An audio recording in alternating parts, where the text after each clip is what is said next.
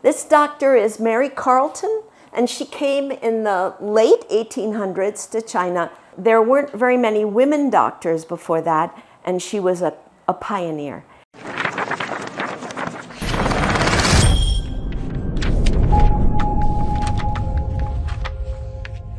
For Keith Bradsher, a correspondent for the New York Times, one object has always held a special place in his family's story.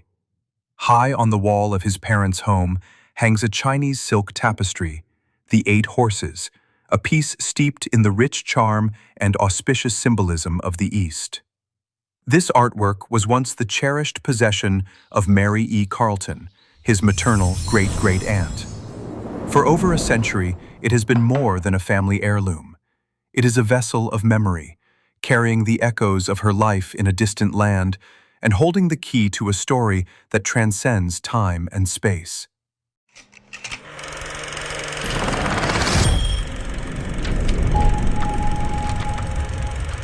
This doctor is Mary Carleton, and she came in the late 1800s to China to do medicine with women. There weren't very many women doctors before that, and she was a pioneer. In 1887, Mary E. Carleton embarked on a journey that would define her life. Fresh from the Women's Medical College of Syracuse University, she arrived in Fuzhou. It was an era of great change, yet China remained isolated and underserved. Driven by a profound sense of duty, she adopted the Chinese name Lan, the orchid, a symbol of nobility and integrity.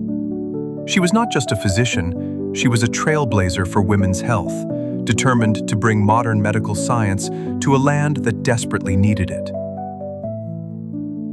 She founded hospitals in different places. She ended up in Mingqing, and there she spent most of her life looking after the Chinese people. Following this calling to serve and heal, Dr. Carleton moved from the city to the remote countryside of Minqing County. In 1903, she founded the county's first Western hospital. She oversaw the construction of the Enlan building, a sanctuary of healing that became a landmark of hope. For nearly 30 years, she treated over 330,000 patients.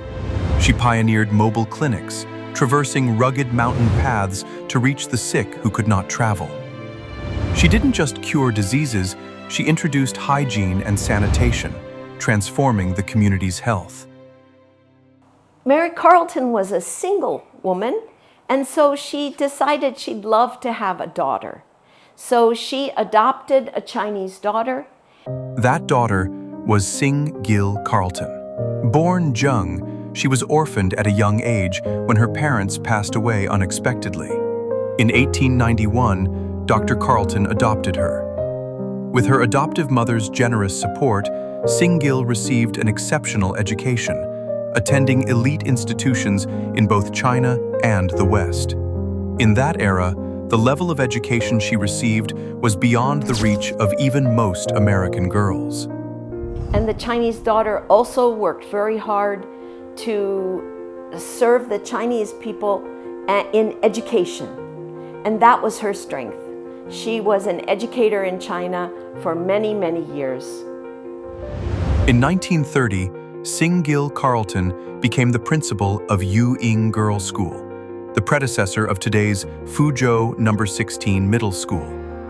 This was the starting point of her educational ideals. Here, she cultivated a generation of outstanding women for modern Fuzhou. Through education, she shared this love with more people. However, her health was compromised during the war, forcing her to resign. In 1949, she moved to Boston. In a final tribute to her lifelong pursuit of knowledge, she entered Syracuse University, her mother's alma mater, in 1950 to pursue a doctorate. She was over 60 years old. She passed away in 1976, leaving behind a legacy of resilience and scholarship. History has a way of circling back. In February 2023, Keith Bradsher, the man whose family story began with a silk tapestry, returned to Kuliang. He sought the home where the Carletons once lived. Guided by a cross-border research team and local villagers, he trekked deep into the secluded mountains. There, hidden in the wild overgrowth, he found it, a boundary stone inscribed with the Carleton family mark. That same year, in June, with the help of Professor Lin Yinan from East China University of Science and Technology, Keith reunited with the Zheng family, Sing-giu's blood relatives. After decades of separation, the two families were finally whole again.